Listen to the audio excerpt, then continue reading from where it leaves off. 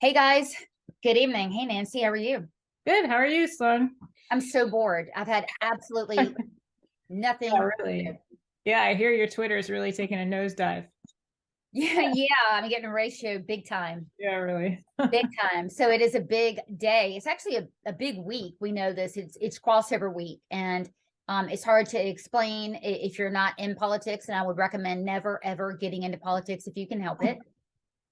This during this week, all the bills that had been filed, they have to make it through every single committee that they're supposed to make it through, and then have a floor either on the Senate side or the House side to be able to be voted on and talked about in session and cross over. Right. A lot of those bills will die. That's just what happens every single time. A lot of people will be unhappy. Remember how unhappy we were uh, 2 sessions ago in particular when parental rights bill. Oh, never mind. That's a fresh wound. That was last year. But yeah, so we're looking at Thursday. Thursday's the deadline. So I want to talk about two bills that everybody has been blowing us up about. Number one, it's the, as they call it, the drag show bill, but it's a whole lot of nothing. I'm going to put it up here right now. You'll get to see it. Okay, this is the House bill version, and this is sponsored by Zinger out of Forsyth County. Because as you remember this one, Nancy, in Forsyth County, this Right. grown The ass, grown yeah. ass man was rubbing his junk all up in a minor's face. hmm And well, we wouldn't need stupid bills if there weren't stupid people Right. causing stupid problems. Exactly. So this drag show bill, this version that you see here in the House, this has been tabled. Now we don't know why, we don't know what we have heard. I had to correct myself. We heard that two specific reps were behind tabling it. We're only hearing one now. We don't actually know, but here's the good news. The Senate has part of this. I'm going to put this up here, another one pager, and basically it's just enhancing felony penalties for obscenity, which will probably include the drag show. So what I'm hearing, Nancy, is that they're going to merge both of these bills. And again, is this a dumb bill? Yeah. It's a stupid bill. Is it needed? Clearly, we have the video evidence. Now, we have another problem. We have trans Republicans. We've talked about this a lot. Trans women, trans men. We got him here too, folks. Trans Republicans. We've got a guy named Jim O'Neill. You might recognize Jim O'Neill. I'll put his picture up now. He is the DA out of Forsyth. He refuses to prosecute the laws on the books. There's already a law for obscenities on the books that prevents this drag show stuff. He calls himself a Republican. He refuses to do it. We have constituents there, many of the people that we actually sponsored during the election, who are absolutely furious. They door knocked for Jim O'Neill. They worked their ass off to get him elected. And now I'm hearing that his phone call returns are kind of slow. Now, this is the same guy, Nancy, that sued Josh Stein. He's very high dudgeon because Josh Stein lied in a political commercial, allegedly. Hmm. Spent a lot of time on that, Right. grinding that axe. Yep. What what does that do for the people of North Carolina or Forsyth County? Here, this Republican has a chance to do something for his constituents who put him there. Right. No, I agree. And we see this over and over again when push comes to shove and the actual everyday people are being affected by whatever nonsense is going on. And it's time for those who you would anticipate would step up to the problem to step up, and they just don't. And it's the same as if a Democrat were in the office or someone of the opposing, who wants this stuff to go on. Well, Same you know effect. where Democrats are coming from. I mean, yeah, they lie. I get it.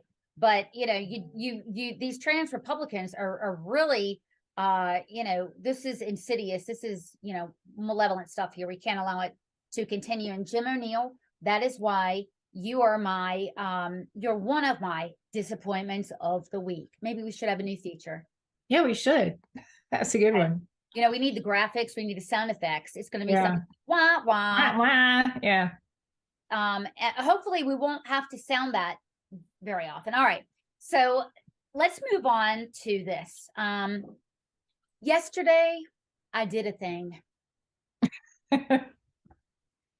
Some would call it that.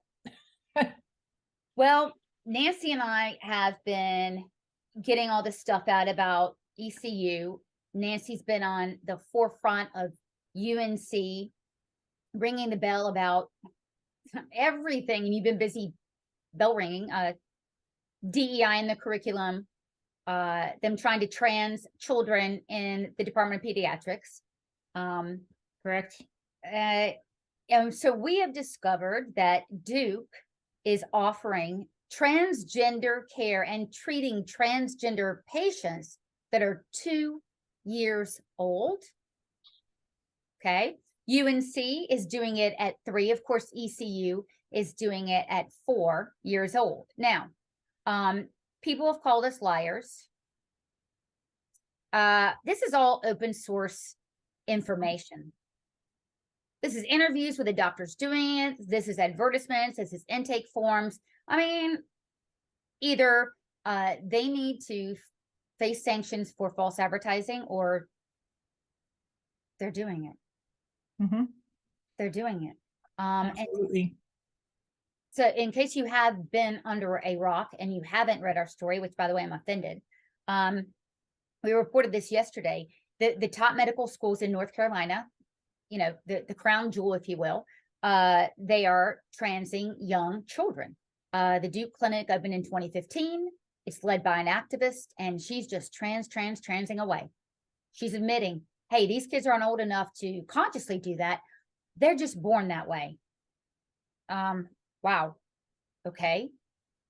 Whatever. Then we move on to ECU, and this dingbat, Dr. I guess, Colby Dindy, says, yeah, the literature says right around 4 kids have their gender identity. So we don't want to exclude anybody. We want that money, yo. We got to get that money. So they start transing them at 4 years old. Never mind that Finland, Sweden, UK, they've done it for a decade. It is a freaking disaster. And they're being sued by what, like 19,000 patients or something like that? Yeah, there's several thousand in the UK. Part of it's a class action, I think, something like that. But yeah, there's several thousand lawsuits in the UK alone. Yeah, for ruining lives. And then UNC, they actually, and I'm going to put up this slide. The slide says we start children on puberty blockers at 10 or 2, which is about 11 and a half years old. Mm-hmm. And you'll see this. They say we preserve their fertility. Now, I thought, Nancy, that puberty blockers didn't make you sterile. Well, I think that isn't quite the case, because if you don't allow your puberty, you know, your hormones during puberty to develop, and you block them to a point where they can't develop, you're not 100% sure that it's going to return, let alone if you start being put on the opposite sex hormone. So yeah, I would say that you found that as a pretty important tell on their side. Right. I mean, I didn't make the presentation. Nancy didn't make the presentation. They made the presentation. What you're looking at right here is this is this is 2022. So this is last year. They're educating the wider medical community on what they are up to in this clinic that opened in 2017. So look, this has been going on under our noses. Why didn't we know? Because this is so incredibly, insanely perverse. How could we ever have dreamed up something this effed up? I couldn't in my wildest dreams. I don't know. I mean, I trained there. I finished training at UNC in general surgery in 2010. You know, the process of taking boards afterwards, you know, into 2011, 2012 or whatever. And none of that was there. So, and that was only what, 10, 12 years ago. And I could never dream of that. It wasn't in our textbooks, none of this stuff. So, yeah, it's really, really amazing. And the scary thing that we found too, Sloan, this week is that, you reported before on ECU and Dr. Denby, and how Dr. Denby is basically internal medicine physician, or they're trying to get it into the family practices, which is general medicine, for everyday type doctors like primary care physicians. Previously, we've been seeing this done by specialists in the field, like pediatric endocrinologists and that type of thing, people with advanced training in hormones and hormone dysregulation. And these folks don't have it. Well, now we're seeing that at UNC as well, where the family practice department is training their residents in hormone therapy to promote it in primary care, your clinic down the street, so they can put the whole family on hormones if they want to. And it's, to me, that's especially insane. That has no place in primary care as far as I'm concerned. We need lawyers, and we need them now. Mm-hmm. So, okay, now for the really bad part. Now I'm going to preface this by saying that Republicans are the only ones who can help us legally at this point. Okay. And they are the party, right, of wanting to stop all of these horrible things. So let's just preface it right there. All right. I'm not sitting here saying that, oh my God, these are terrible people. Some of these people need an adult in the room to tell them what's up. Here's what I mean. Here you guys have side by side these two bills. You see a lot of highlighting on one side and a lot of non-highlighting on the other. Let's go to the before. So we're going to go to the highlighted part. This bill, this Youth Protection Act, this is in the House today. This came through a House hearing today in the Health Committee. Health Committee has, I might be a little off, but not by much, 35. It definitely has 35 members. 25 of those are Republican, and overwhelming majority are Republican. They had to water this bill so far down. It's not even fun. It's a shell of its former self. Here's what they did. This is a bill that acknowledges a lot, and this is important. It says, North Carolina, we have a competing interest to keep people safe. As a doctor, you get that. It says, take a wait and see approach to children who have gender dysphoria, let them develop. We have seen some in the medical community are aggressively pushing for interventions. Hell yeah, 2 years old. This treatment, and it just says a lot of great stuff about the puberty blockers. It's not FDA approved, and it's experimental. So the bill that was put out there by actual Republicans is freaking fantastic. It acknowledged these things, that it's unproven. So you see all of this in the preamble. Okay. You're going to see none of that in what got out of the committee today, but I'll explain that. Everything that you see here in the yellow has been removed. And the main things, Nancy, that I'm seeing is that it's removing medical professionals out of it, and mental health professionals and counselors out of it. And they're doing they are the salespeople. When you go to Best Buy, you got the friendly people in the blue shirts. That's these psychologists and social workers. They tell us that we need to have in all these schools. That's who they are. And so what they're doing is, I won't belabor the point here, but you see all the stuff in the yellow, that's all been removed. We have a shell. So it's in 3 buckets, Nancy. They're going to allow puberty blockers. They're going to allow cross-sex hormones.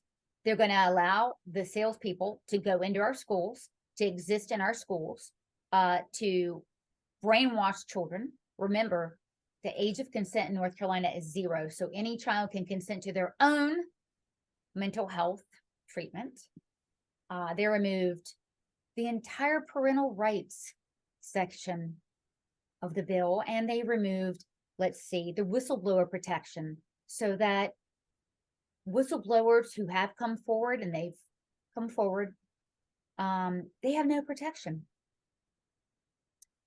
So I believe Timothy Reeder of Pitt County, who is an ECU doctor, who was speaking about another bill that he was pushing right before this bill came up for a vote. I believe he stopped it. I believe Aaron Paré of Wake County has stopped it because she's worried she won't get reelected. Okay.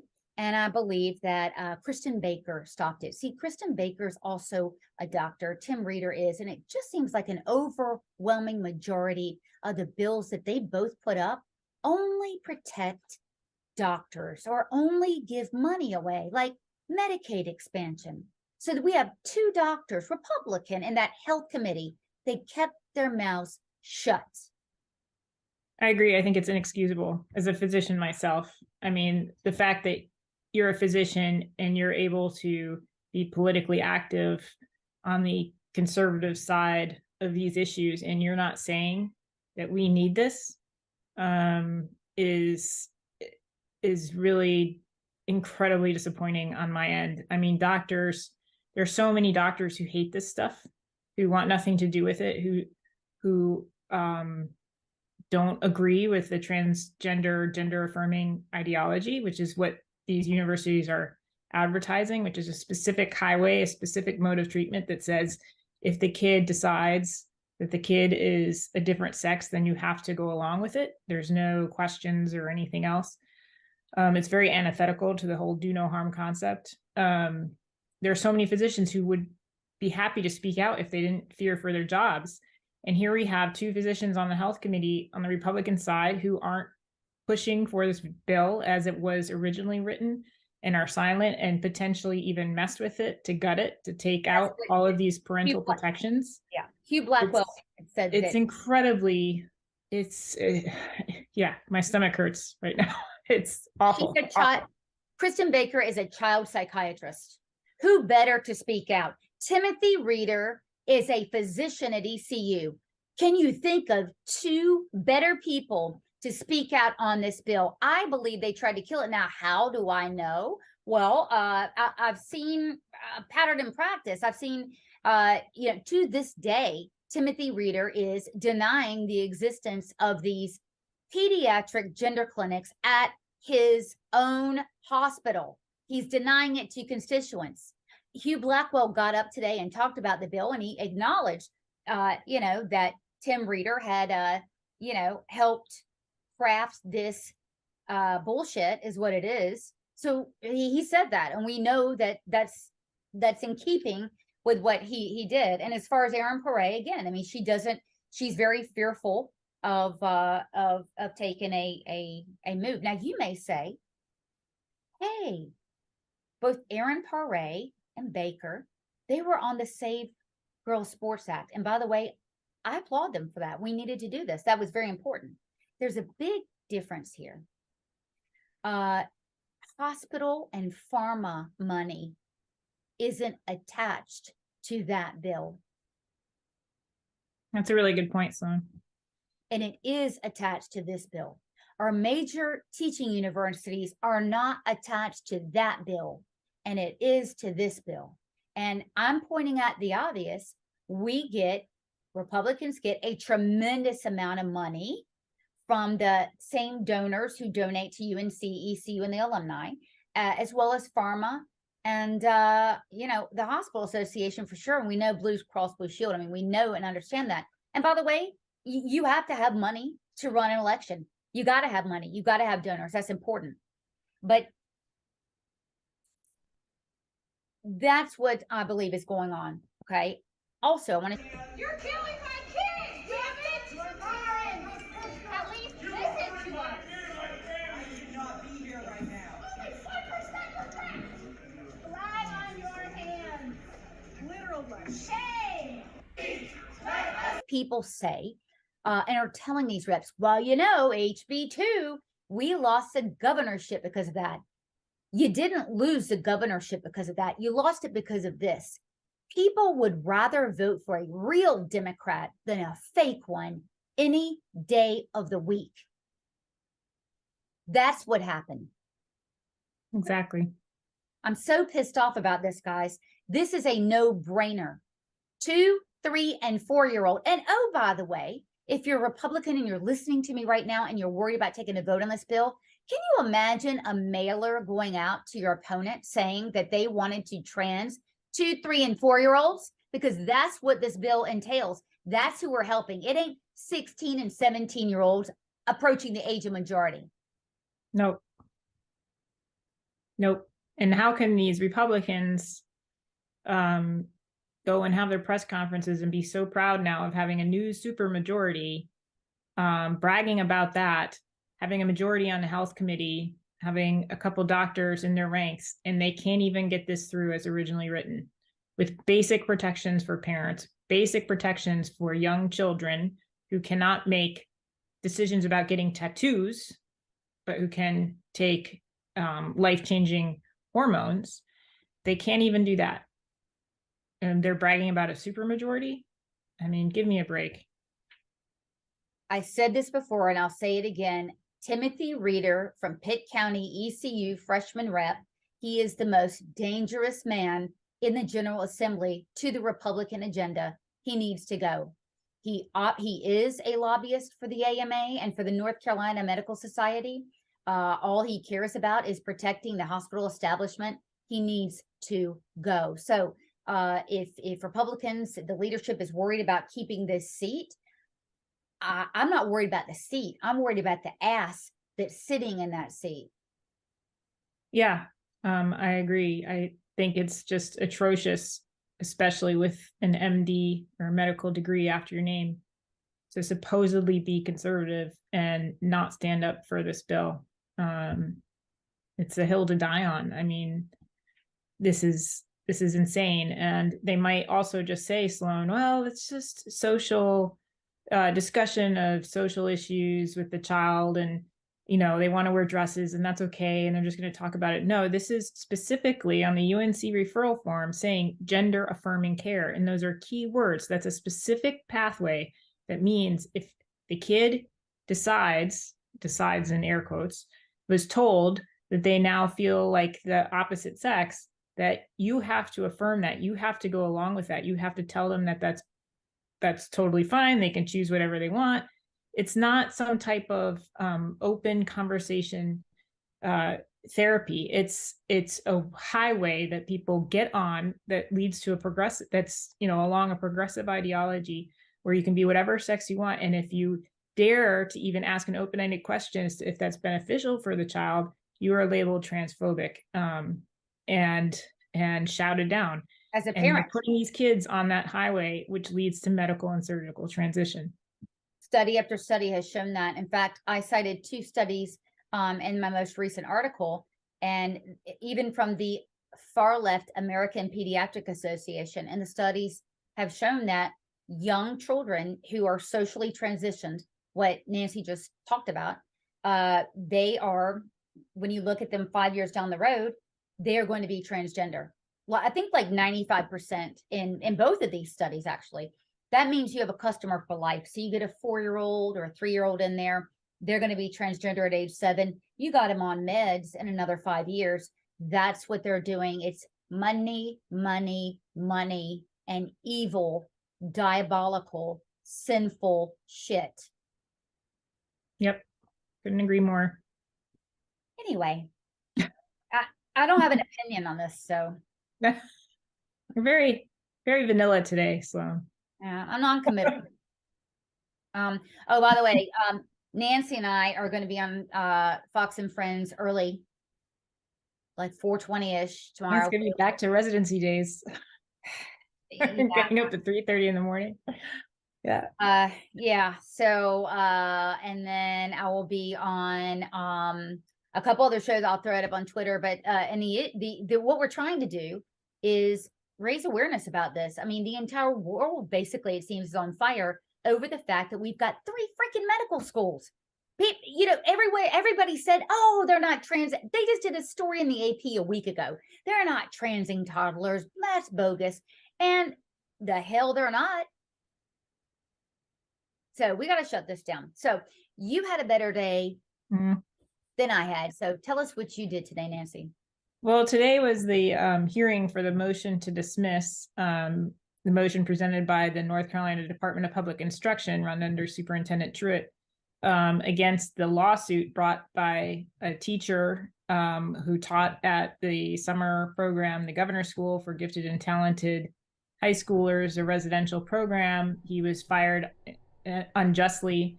His case was taken up by Alliance Defending Freedom, which is highly selective in terms of their cases. They're the group that represented the cake baker out west when people were demanding, customers were demanding he bake a cake for a belief that he didn't believe in. So they're a pretty powerful group, highly selective in their cases.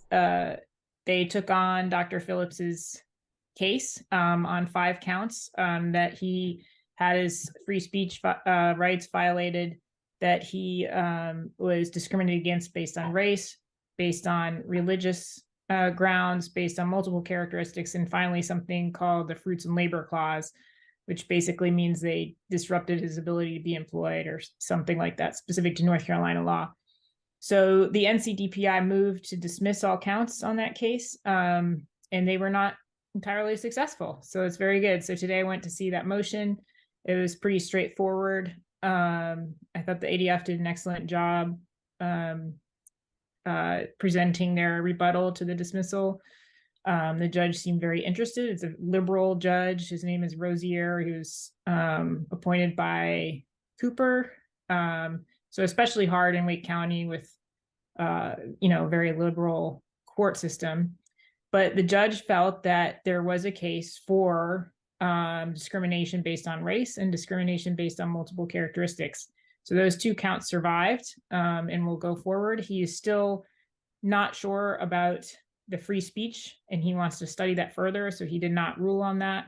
Hopefully that'll come out in the next week or so if that count is allowed to go forward. So I think overall that's very good news. Dr. Phillips definitely has a case. It was interesting because you should all go to the ADF website and read the filing. It's very good. It's very enlightening. A lot of details. You see that this teacher who was fired essentially after he gave an optional lecture on free speech, ironically, and a mob attended, a woke mob attended, and Kind of like the one that was at the General Assembly today. Yeah, tried to heckle him, cornered him, and then turned around and said he was the one who was doing the abuse, which is kind of funny since it's an optional lecture. Why wouldn't they simply walk out as opposed to take the abuse? But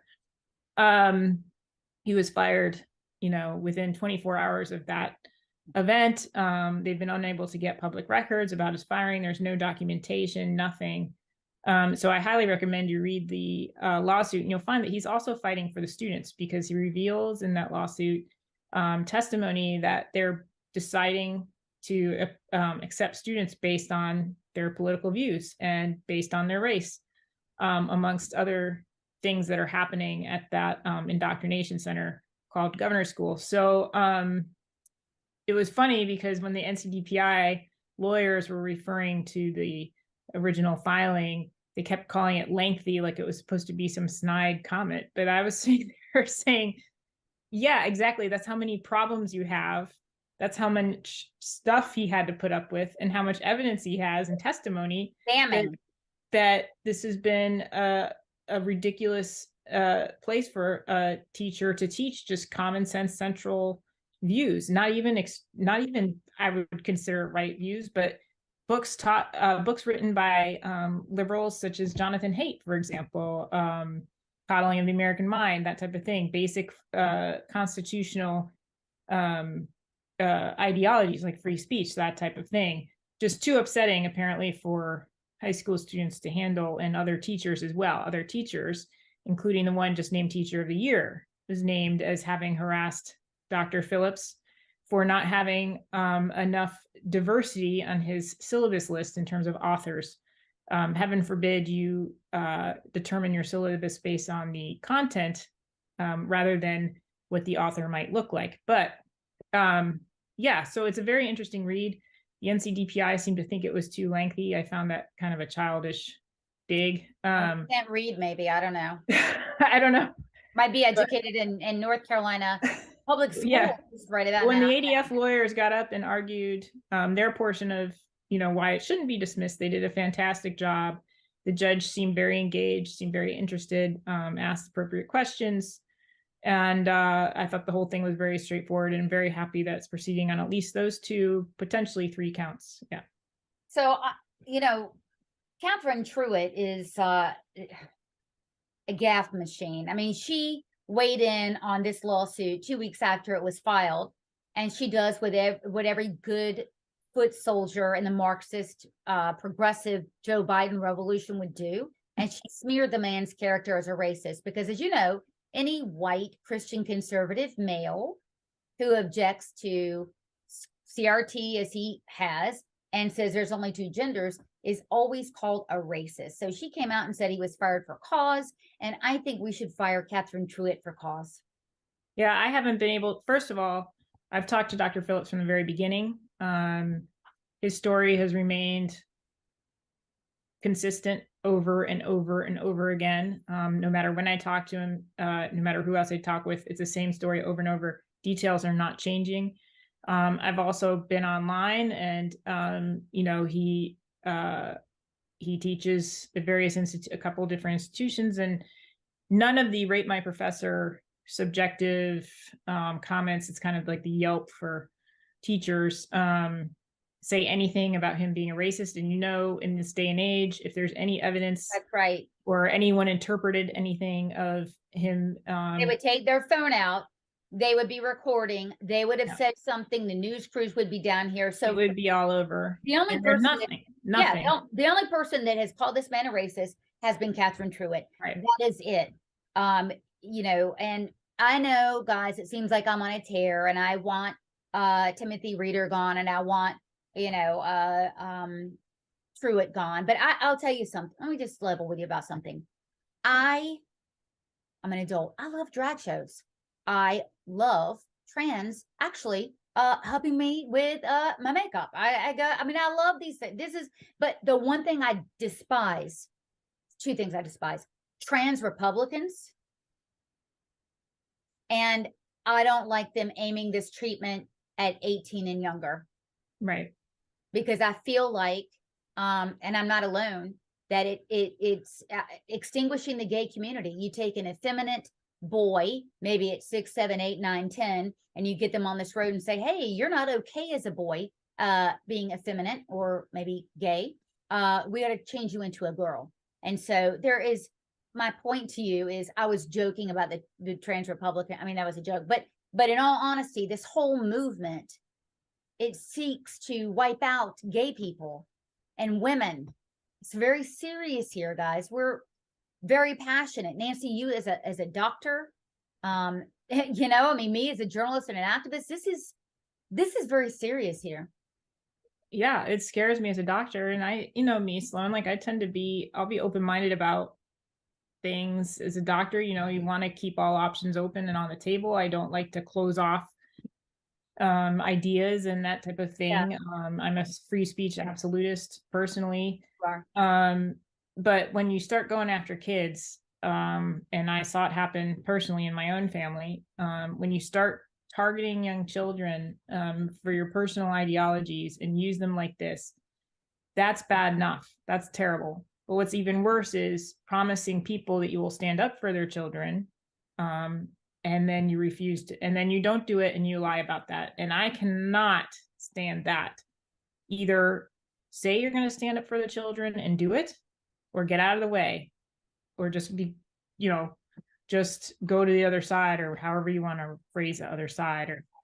But Right. to get up there and to run and to say you're going to stand up for these common sense things, especially when it comes to kids, and that's the very basic minimum thing I feel like we can do, as moderates as to the right or whatever, common sense people out there, and you can't even do that, and you're lying about it, or misleading people into thinking you will do it, and then you don't go through with it, for whatever excuse you have. I mean, the buck stops there, because I was one of those parents who saw my kids being targeted at a very young age with pretty obscene ideologies, and it is not fun to experience, and it's gone way too far. And I would stand up for any patient. I would put myself in trouble if I had to. If I were still working, I'd probably be fired. I make the joke all the time that it's a good thing I'm not in practice at one of these universities, because I would have been fired long ago, because I would have stood up and said, this is nonsense. Yeah. And I want to let you in on a little secret here, Nancy. I don't think you're going to be getting a job at UNC or No. ECU anytime Yeah. soon. And I don't really want one because, Okay, like I said, I'd last a week. I'd go to the first grand rounds and get up and walk out. Oh yeah, a middle finger up and beat it. Yeah. Yeah, I know. I mean, I don't think I'm going to be able to get a job in corporate America either. So guys, Yeah. this is it. You're stuck with us. We don't have anything else to do. But in all seriousness, this is Republicans are the party that can nobody can save us but ourselves. That's why we need to talk to our neighbors about this. But it's the only party that right now, because look, we only had, we got the ballot box, right? We got the jury box. And so between this and lawsuits, we're going to be free. So I'm going to end with this. We're watching two bills. Okay. It is HB 673. I think that one's going to go bye-bye night-night. But SB 579, that's going to be it just prevents obscenity, and again, targeting children. Everything we're talking about is targeting children. The next one, is, HB 808, which is a hot pile of stinking garbage, that I hope that they change on the Senate side. They massacred it on the House side, that's for sure. Yeah, we do have a supermajority in the Senate, so we've got, now we may say, Sloan, well, what can we do? Burn up the damn phones. It works. Call respectfully, of course. We don't want to be doing the left stuff. Call your rep. Call your senator, call your rep and follow up. Call them twice a day. Look at ncleg.gov, okay? And then go and find out when the bills are, etc. Watch my Twitter. Yeah, I cuss, but I'll get out these bills and try to keep you guys informed, but get involved. And by the way, bug the hell out of your neighbor to get them involved. You have got to light them up. The Senate, it's now or never. Yeah. We've got it out of the House. Great. Don't let them off the hook. Yeah, you have to have these discussions and they have to see it for their own eyes. Print the bill out. Print the news article out. Show it to your neighbor. When Sloan's graphic was starting to go viral about the ages of these kids at these universities being transed, and I showed it to my husband, and he's a physician. He didn't even believe it, and he knows what work I do. I mean, it's hard for people to believe. They don't want to believe it. So you have to show them the evidence. You have to show them the articles. Sloan's article, Substack article about that tweet that goes into the details has the public documents that show that they are being referred at that age for gender affirming care. So show it to your neighbor, print it out, talk about it, let people know. Yeah. Yeah. This is a funny story. My husband's in New York now. And his boss is from Connecticut, and he works up there a lot. And the boss, who's from Connecticut, came and said, "Oh my God, look at this!" And my husband's like, the tweet he showed him. Yeah, that's my wife. He goes, "Oh my God!" Because does she normally lie like this?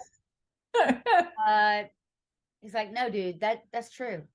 And the dude is from Connecticut. They're around people from New York, and they all said, "My God, I'm glad we're raising our families here." Wow. Come on, people.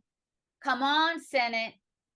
Come on, Jim Perry, who I'm very impressed with, Senator Jim Perry, on this SB 579 obscenity bill. Come on with it. We got to do this. So anyway, good chat. We got a lot more to go. I think we're going to be on here on Thursday, Nancy. So it's going to be a lot of TV. Yeah, we're going to have to, Thursday we'll be back because we've got to tell you what all the bills have done. And we're going to tell you that our Republicans are detransitioning. Hopefully. Yeah, into rock-ribbed conservatives. Hopefully, but you will call them and you'll make it happen. So, all right, guys, have a wonderful evening. And Thursday night, be here either 7 or 8. We'll get that posted. All right.